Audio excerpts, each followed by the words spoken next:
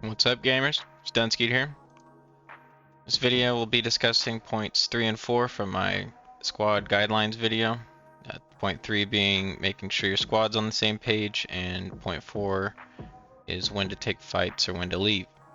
So we'll go ahead and dive in the first one here, and that's just making sure your squad's on the same page. That encompasses several things, and it'll tie in with the last video on the first 2 points, making sure you have some plans and establishing a leader.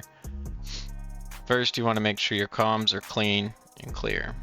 You only want to be in Discord with your squad. You don't want to have a bunch of people hanging out distracting you guys.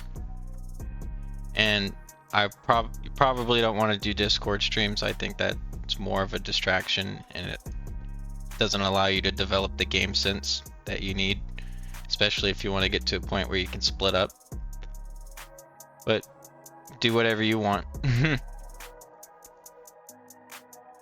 Whenever you do load into a raid, you want your squad lead to call out a plan.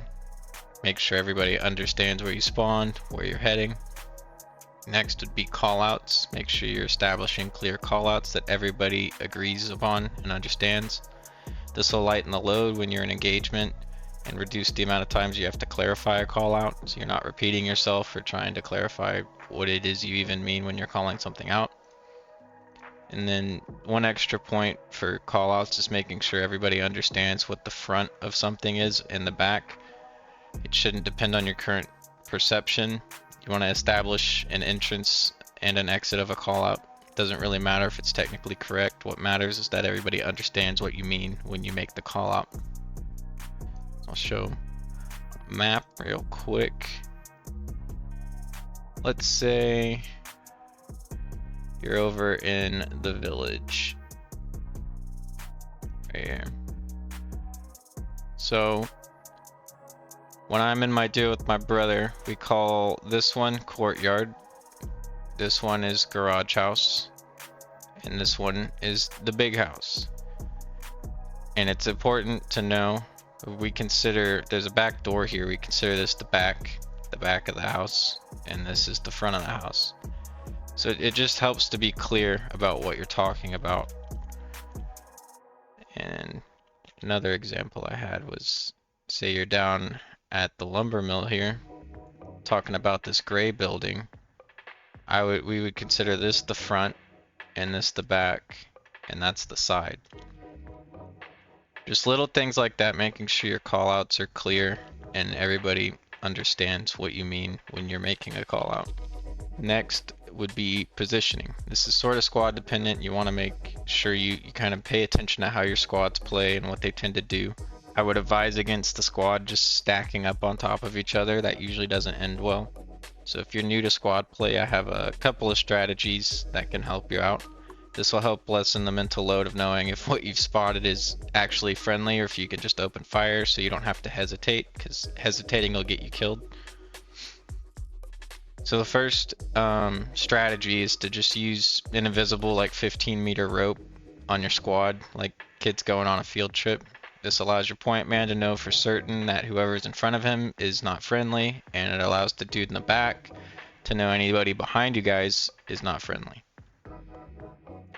So say you're moving up here, you want to have your point man here, maybe you have a third 3-man squad. You guys want to be spaced out kind of like that. So your middle guy is looking out this way, your back guy's looking out that way a bit, and your point man's looking all the way up front so you can cover all your bases. But this even works in a duo until you guys learn how to split up a little bit better. Then the second strategy is basically the same thing but sideways, horizontally.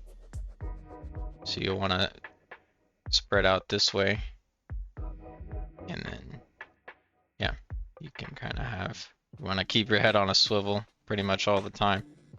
But this will help your squad prevent team killing in a lot of instances. It helps you more easily keep track of where your guys are at. An extra just general guideline or tip is to be cognizant of the sight lines on the map you're playing, especially if you're trying to escape from people. Once you get in some raids together, you'll learn more about how you play. You can begin to split up and refine your callouts and situational awareness. I'll get into that with future videos. And then the final point on being on the same page is just having good manners in your squad. If somebody gets a kill, they get the first pick on the loot. If somebody needs scav kills or quest loot, try to pass them to them. If possible, when a squad mate dies, try to hide the loot or bring it back to the next raid. Don't get yourself killed for this though, and don't be upset at your squad for being unable to do so if you happen to be the one who dies. And we'll move on to the next point, which is when to take fights or when to leave. And this will tie into the situational awareness that I'll get into the next video. But it's really dependent upon what your goals are going into the raid and what map you're on, what kit you're running. Some of this might seem pretty obvious, but it's worth mentioning. If you're focused on a quest that doesn't involve PMC kills, you should avoid getting into engagements with other PMCs. Never underestimate the power of just running away from a fight. Even if you're already in a fight, you can still run away a lot of the time. I'll get into engagements with people where you see each other, you shoot at each other, nobody gets down, and it turns into just like a grenade off. But you can just run away. It'll happen to me all the time. I'll be 200 or 300 meters out and I still hear grenades going off at my last known position. Another example would be if you're in a 2-man squad and you spot a 4-man moving and you spot them before they spot you, you can decide what you want to do. Do you want to post up, try to cut them off, or do you just want to let them pass, etc.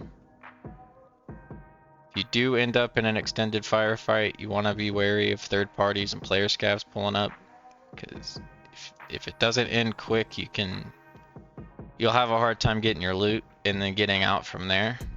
So you really just need to decide if it's worth it or not, or what your goals are. There really aren't any hard and fast rules for these kinds of scenarios. You'll pick up pretty quickly what types of fights you win and which ones you lose. Sometimes engagements are unavoidable and you just have to do what you can. And if you are in a fight, you don't die right off the bat. You can try to reset the fight by flanking and just basically starting over. My last tip would be to learn how to use your grenades. It can make a huge difference, and you don't always use them to get kills. You very rarely use them to get kills. You use them to make your enemy move or to give yourself some space. And that's all I've got for you guys today. Next video I'll be discussing parts 5 and 6 of the guidelines, which is situational awareness and flanking. Thanks for checking it out. Have a good one.